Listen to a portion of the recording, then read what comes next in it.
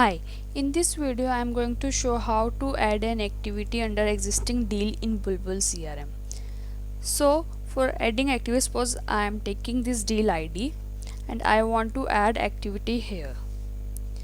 So we add an activity either of call, email, meeting or task. Suppose I am adding here for a meeting.